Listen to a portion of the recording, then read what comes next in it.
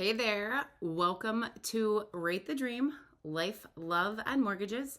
I am your host, Melissa Landon, and I'm back. Did you miss me? Probably not. That's okay. So I'm going to start by saying this is going to be extremely long. If you've watched any of these, historically in the past, I've tried to keep them short, but this one is probably going to be extremely long. So bear with me. I am not going to edit this video. It's going to just be raw and real. And off I go. So I have a lot to say.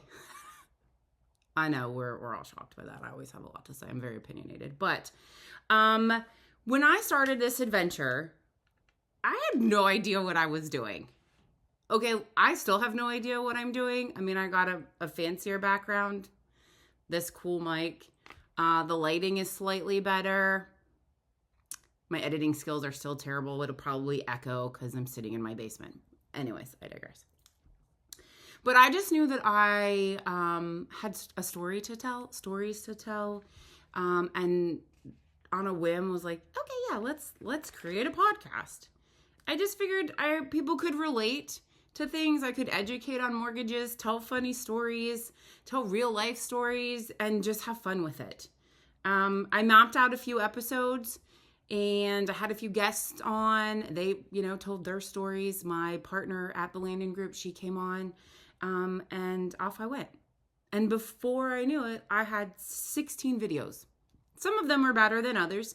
Some were more put together than others. Some were last minute because, this is for fun. And after the last video that I posted, the irony, I posted about consistency.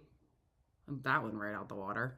I had always planned on taking a few weeks off. It was summertime. We had a lot going on, volleyball, kids, and just to take a little bit of a break. And the mortgage world was insane. It's always insane, but it was just even busier. So this just kind of had to, go to the side for a little while. But what I did not anticipate was that I was never going to do another video. I wasn't going to do another video. While on my quote-unquote break from my vlogging podcast videos, and really honestly there towards the last couple videos, I had gotten some really negative feedback. I don't understand. I'm 42 years old, and I don't understand how we as grown-ups, if we have nothing nice to say, why we just don't keep that to ourselves. I'll never understand. So while I did have lots of positive feedback and this is great, or I didn't know this, or this helped, or, all I could focus on was the negative. You are never going to be a famous podcaster. You're never going to be an influencer online. You're a mortgage loan officer. Stay in your lane. Don't quit your day job. You aren't a licensed therapist. You can't give people, professional advice or opinions. Well, advice, an opinion you can always give. You aren't a licensed life coach, a nutrition expert, a personal trainer, fitness. You aren't. You see the pattern? Negative. But what you are doing is oversharing and embarrassing yourself and your family. No one cares, Mel. Everybody has struggles. Get over it. Keep your personal life private. Womp, womp, womp. I'd say should I go on, but you get it. And even though I shouldn't care what other people think, especially strangers, man, I took all of this amazing feedback and I let it eat me alive. Internally. I somehow managed to go 4,000 steps backwards to what I like to call old Mel. And I'd spent the last 12, 18 months not being that person. And guys, my workouts stopped. The binge eating started again. That's my super toxic trait. The down the rabbit hole of, oh my gosh, what have you done? This is terrible. People are talking about you. Womp, womp, womp again. Just the negative thoughts of, well, I'm not good enough. Why would I think, all of that. Overthinking. And for weeks, I just went about my life normally, smile, doing my job, raising babies. But all while this negativity was just playing in my head and playing in my head and playing in my head. I did have several people over the past couple of weeks be like, hey, we missed your podcast. When are you going to do another one? Or, what's the next episode? I had someone ask if they could come and do one. And I would just kind of brush it off. I'm like, yeah, I'm really busy right now. Mortgages or, the mortgage world, the real estate world is crazy. That's always crazy. I'm just going to throw that out there. Maybe I'll do another one here soon. We'll see. I'll let you know. But honestly, the thought of actually doing one gave me such anxiety that the second I thought about it, I shut it down in my brain. Nope, we're not doing that again. Because I had failed. I was like, something that I was doing on a whim, to have fun and just share and talk, and I had failed at it. How do you fail at something? How do you fail at that? Yeah. So here I was. Reverted back to, not completely, but reverted back to some of my terrible habits that I'd worked so hard to get rid of, and was just kind of felt stuck. So I'm going to back up to this past Monday, July 22nd, 2024. So it was a Monday. Did I say that? It was a Monday. So my Monday started like every other manic Monday. Is that a thing? It's a thing in my house. Hustle and bustle, getting littles ready. We didn't have volleyball that morning, so that was okay. That was nice. But I was getting the littles for camp, getting myself ready. The normal conversations. Yes, you have to go. No, you can't go in late. You have to wear your shoes. Haven, where are your pants? Stop feeding the puppy the cereal. My usual morning. That's my normal mornings. I came back from dropping them off at camp. Grabbed my coffee, started my day. I did my journaling that I normally do in the mornings, my devotionals. I checked my emails. I reached out to my clients and the realtors and people that had written on houses over the weekend. I put offers in on homes. We did get a few, so that was good. And once I had done all that, I opened up my Facebook to set my, professional posts for the week, my work stuff and whatever, the normal. This is normal. And the first thing that popped up was my memories. And I like to go down memory lane. Most of the time, memory lane is good. But the first thing that popped up was this picture.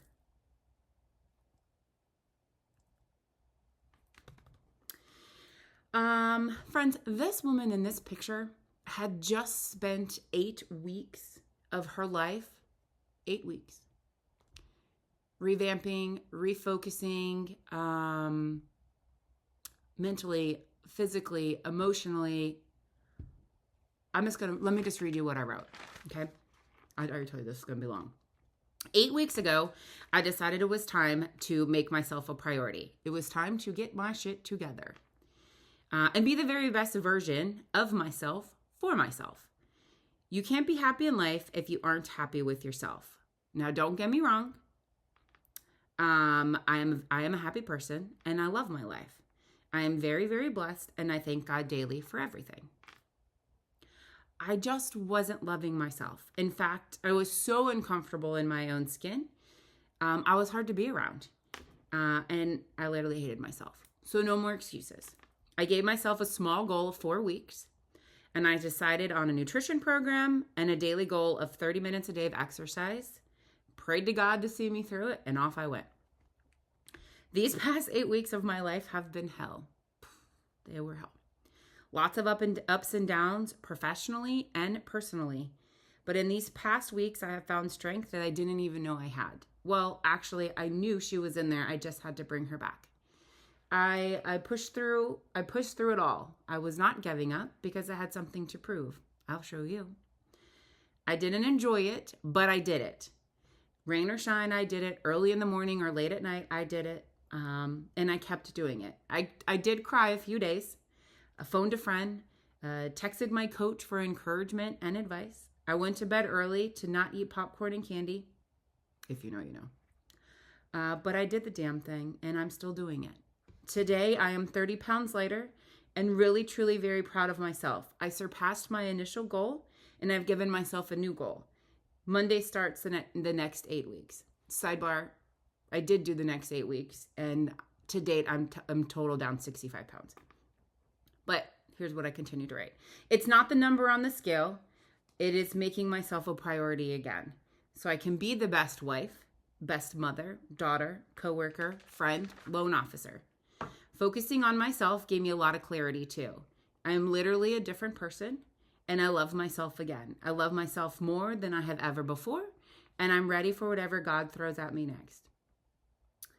Because let's be real, life isn't easy.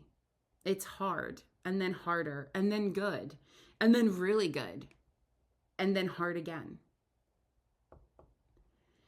This picture and this post was the first time in my then 41 years of life that I had ever posted anything on social media that was super personal and super private. Yes, we all post about our lives and our kids and stuff like that, but this was something that was very much more personal than that. This silly picture and these words that I wrote got 305 likes and 226 comments of people just cheering me on or asking about the nutrition plan or saying, oh my gosh, I can relate so much to this post. Like, thank you for sharing, and et cetera, et cetera, et cetera. The only person in my life that I wanted to like this post did not. Okay? When I saw this picture on Monday and read what I wrote, I cried. Like, not quite ugly cry, but I cried. And I cried for that woman in that picture who had just spent 8 weeks reflecting, refocusing, restarting, reset, whatever you want to call it. Changing, realizing her faults, and trudging forward. I also cried because she had no idea what was about to come down the pipe, what was about to be thrown at her, what she was about to endure, what she was about to lose. And then who I was today reading that and realizing that I had allowed myself, after this past year and the additional stuff that I had gone through, revert back. It was not a good look. So what you didn't see in that hotel room, and what I didn't share at the time, is that I was alone. I was alone in that hotel room. I was alone in a hotel room that had been booked for a romantic getaway. All while I was working on myself, to better myself, to be a better person. The person I needed the most in my life was not by my side. The person I needed the most in my life taught me that I didn't need anyone. The woman in this here photo had never been alone. Had never been alone. Now let's define alone, because yes, I have 4 amazing children, so technically I'm never alone. If you know, you know. If you have a toddler, you're never alone. And I have an amazing family and friends, extended friends, close friends, and a really awesome small circle of friends. Okay? So alone is all in how you define it. But I had never gone out of town by myself. I had never gone on a road trip by myself. I had never gotten on an airplane by myself. I'd never stayed in a hotel room by myself, gone to a restaurant by myself, a bar by myself, randomly just meet people, a movie, you name it. I was scared to be alone. I'm not sure why, but I was scared to be alone. Now, I have accomplished all of those things. All of those things. And it has changed me. It has changed me in so many ways. I mean, we're already 14 minutes in. I could go on forever on how it's changed me. But just trust me when I say that it has changed me, and all for the better. This past year of my life has been nothing short of a freaking hot mess. A hot mess. Something that I never saw coming was my picture perfect. No, we all know nothing's perfect, but my picture perfect marriage crumbled beneath me. It crumbled for lack of communication, selfishness, alcohol, broken vows, infidelity, disgust, and then hate. And hate is a very strong word. But after all those things happen, unfortunately, hate comes into play.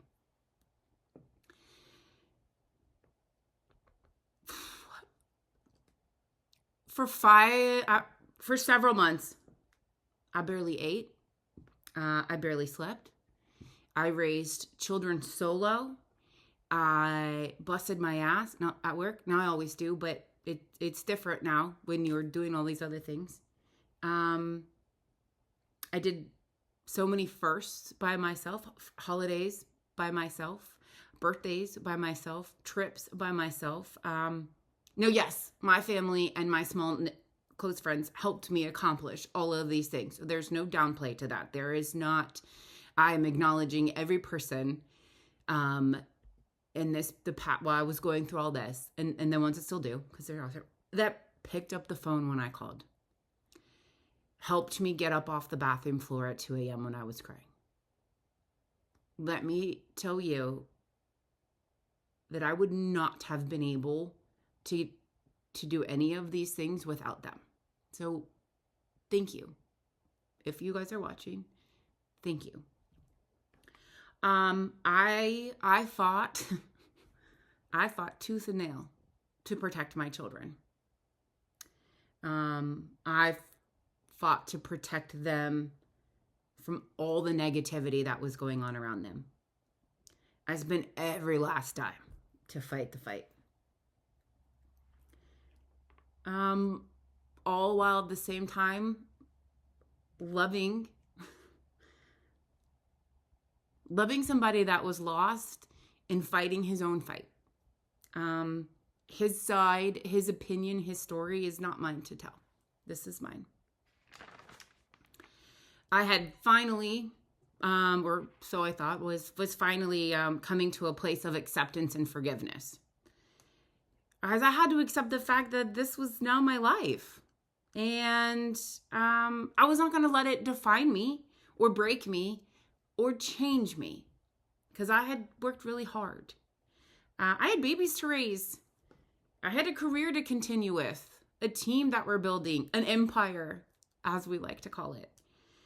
So I did take the time. I mourned the loss of my life.